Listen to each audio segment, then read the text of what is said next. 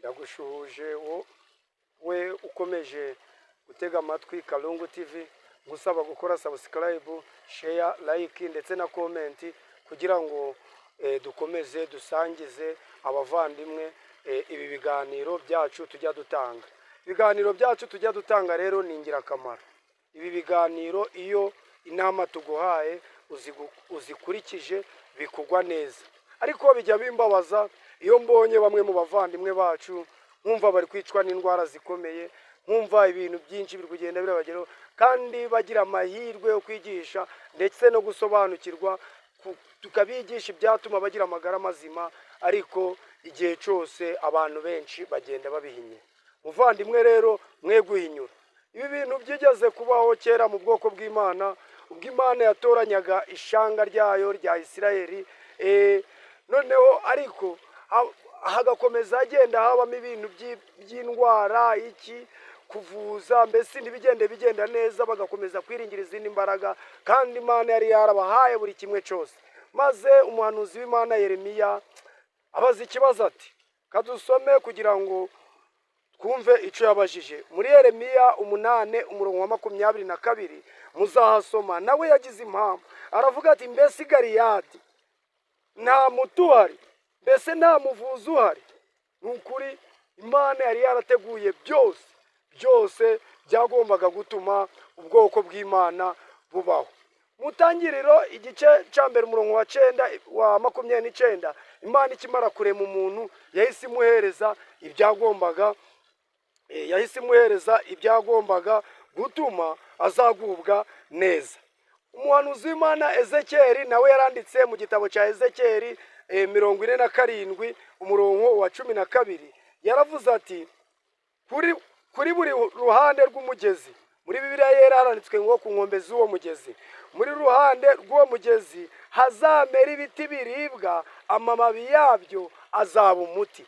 Ezekiyeli 47 muzahasoma umurongo wa 12. Bavandimwe rero, niyo mpamvu uyu munsi ngarutse kugira ngo tuganire impamvu Imana yashakaga ko ku nkombe z'umugezi haterwa ibiti, kwari kugira ngo bihore bitoshe, byera imbuto, kandi izi mbuto zitubera umuti, zitubera ibiribwa, amababi nayo atubere umuti. Muvandimwe, igihe warwaye uzamenya ko amababi ari umuti y'ibimera bitandukanye. Si ibyo nashatse kugira ngo tuganireho, ariko uyu munsi nashatse kugira ngo tuganire ku bindi bintu bikomeye, ku kindi kintu gitangaje umuntu wese afite kandi gifitiye ubuzima umumaro. Icyo kindi kintu rero tugiye kuganiraho, katumanze dusenga Imana. Nitumara gusenga Imana, maze ntangire mbabwire umuti woroshe ukiza indwara nyinshi, nkuko nari nabibasezeranije ko nzawubabwira, woroshe kandi buri wese yakikorera. Kadusenge Imana. Urakoze Uwiteka Mana yacu, urakoze yuko wongeye kuduha aka kanya kugira ngo twongere tuganire n'abantu waremye, ubaremesheje imbaraga yawe itangaje, kandi ukabaremera n'ibimera, ugashiramo imbaraga yawe ikiza, ariko Satani akomeje gukora uko ashoboye kose kugira ngo yangishe abantu ibyo bintu, kugira ngo abajane mu zindi mbaraga z'umwijima, kugira ngo abajane mu mbaraga z'abapfumu. Mwami Imana, duhe kumva ndetse no gusobanukirwa, kandi nabo umwuka wawe abagenderere, bakomeze bakurikirane ibi biganiro byacu bashishikaye, mu izina rya Yesu, amen. Bavandimwe rero, uyu munsi nshimye ko tugiye kongera kuganira, kandi tugiye kuganira ku muti umuntu wese adashobora kubura. Ni umuti witwa amazi. Ni umuti witwa amazi. Munyezaburi yaravuze ati, amazi ni umugisha twahawe n'Uwiteka, nicyo kinyobwa cyonyine cyagenewe kumara umuntu n'inyamaswa inyota. Ndabararikira mwese gutega amatwi mu kumva akamaro k'amazi n'uburyo avura. Amazi ni meza. Umunyabwenge Salomo yahaye abagabo inama, arababwira ati, mugabo jya unywa amazi y'iriba wifukuriye. Mbega ukuntu amazi ari meza! wishimire umugore wo mu busore bwawe, ntukemere ko amazi yawe asandarizwa mu mayira.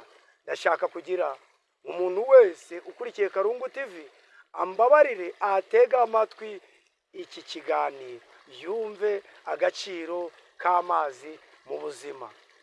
Umuntu ari kuja kugura isambu akavuga ati mbese aho hantu hagera amazi.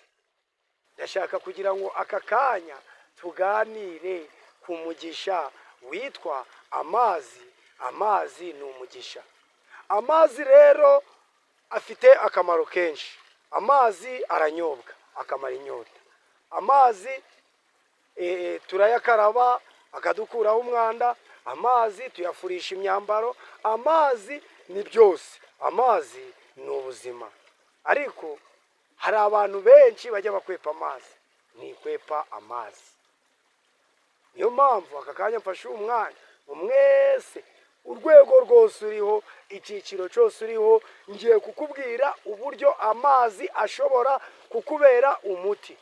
Niyo mpamvu weho uwo ari we wese utega amatwi iki kiganiro. Mbere na mbere ndahera ku buryo amazi ashobora kunyobwa akavura indwara zigera muri 30. Mbese hari umuntu utarwaye? Nibo bakeya. Niba nahari ni bakeya, ariko ndakeka ko abantu benshi bafite ibibazo bitandukanye. Iyo amazi anyowe kuri gahunda ni umuti. Dore uko rero amazi anyobwa. Ni ukuvuga amazi anyobwa hasigaye nibura iminota 30 umuntu afate ifunguro. Mu gitondo amazi anyobwa saa 11 n'igice. Mbese warangiza ubishoboye ugasubira mu buriri ukaryama ukanywa agakombe k'amazi. Karahagije ukakagotomera, wamara ukagotomera ukaryama, ubundi wamara ukongera ukasinziraho gatoya, wamara kubyuka ukongera ugafata igikoma cya mu gitondo. Ukongera ukanywa amazi saa 5 n'igice ushaka gufata amafunguro ya saa 6. Amazi ukongera ukayanywa nimugoroba. Nta bushakashatsi bwakozwe ngo bugaragaze ko amazi uyanyoye menshi ateza ingaruka. Ntabyo njenzi, wenda hari abandi babizi, ariko mu bushakashatsi nakoze, iyo unyweye amazi nk'uko mbivuze ukayanywa iminsi 30 ukira indwara nyinshi. Zirimo igifu, zirimo kwihagarika ukababara, zirimo indwara z'amara, indwara nyinshi n'izindi ndwara zitandukanye. Iyo anyweye amezi 6 wirinda inyama, inzoga n'amata, ukibanda kuri soya cyane n'ibinyampeke, ukanywa ayo mazi, utyo akiza kanseri. Ibi byo ndabizi ko abenshi mushobora no kuntera amabuye mukumva ko ari ibintu nikuriye mu mutwe wanjye, ariko ni umuti kandi niko kuri. Agahinja gatoya iyo kafunze amazuru, fata amazi yashire mu base, amazi ashushe, gakandagizemo hagati y'iminota 5 na 15. Ushizemo ibiyiko 2 by'umunyu w'umwimerere. Ndashaka kugira ngo dusubire kuri gakondo. Iyi myunyu tugura mu maduka iba yaraciye mu nganda, ariko hari indi myunyu bajya bacuruza mu batambera bavana mu nyanja, ari umunyu w'umwimerere, nta bindi bintu byongewemo. Urumva ko n'abana batoya amazi abavura. Ushobora gukuramo ibirenge igihe warwaye inkweto, igihe urwaye imitsi, ukavogagira mu mazi, ukayagendamo mu mazi, ukagendamo uri kuvogagira. Ushobora kuyashira mu kintu kinini ukaryamamo. Amazi icyo gihe cyose araruhura. Amazi ni ubuzima. Ku bindi bisobanuro utari kubisobanukirwa neza, wampamagara kuri ya nimero yanjye 078 28 14 873. Twakugira inama tukakubwira n'ubundi buryo ushobora gukoreshamo amazi.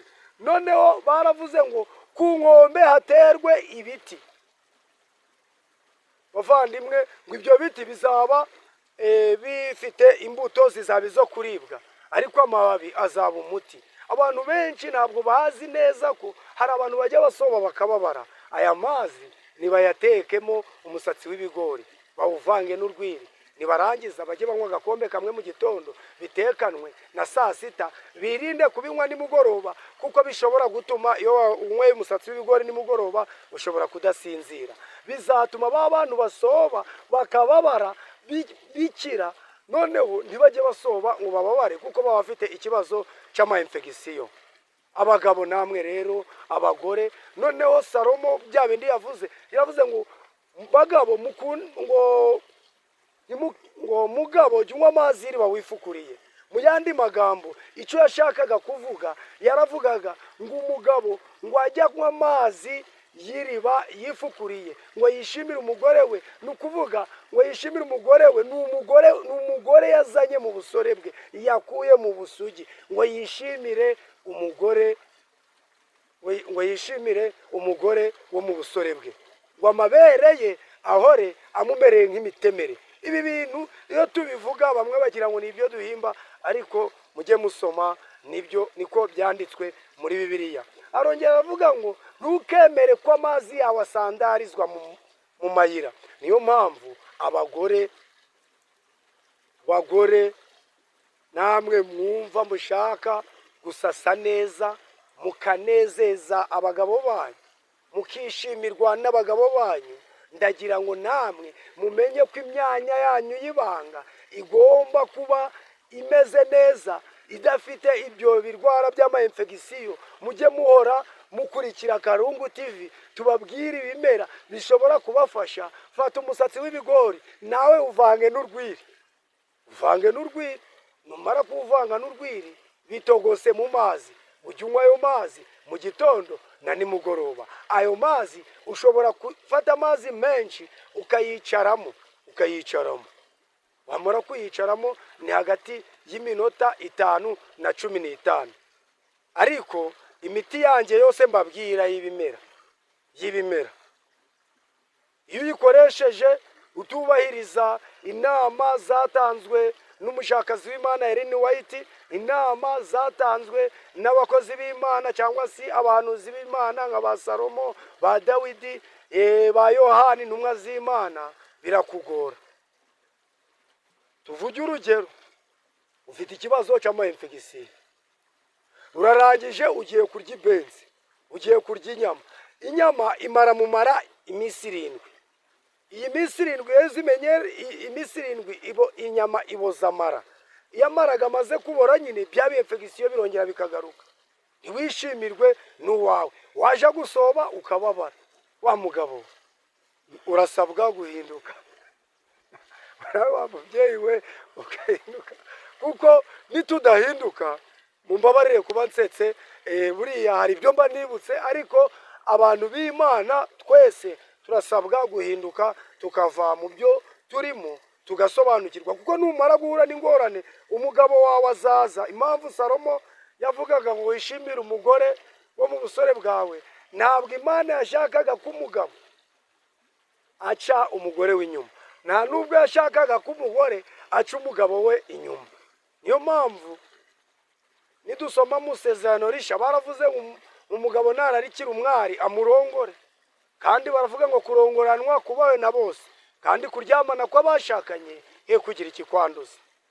Niyo mpamvu iyo umugore atashoboye gutunganya biriya bintu neza, umugabo akaramuka amuciye inyuma, ashobora kugera iyo yagiye agaherayo, yaherayo induru n'amakimbirane bigatangira. Umugore nawe ashobora kubikora gutyo agaherayo, yaherayo induru n'amakimbirane bigatangira. Turasabwa rero kwiga ibi bintu neza, kandi tukajya dukomeza gukurikiza inama duhabwa na muganga. Njyewe ndi umubwirizabutumwa n'umuvuzi, ariko nemera ko imbaraga y'Imana ivura ikorera mu byaremwe. Niyo mpamvu tutanyuze kure twasomye ko hari ibiti byatewe ku nkombe z'imigezi. Ubu kuko nababwiye twateguye amakara akozwe mu bishishwa by'imbuto z'amoko yose.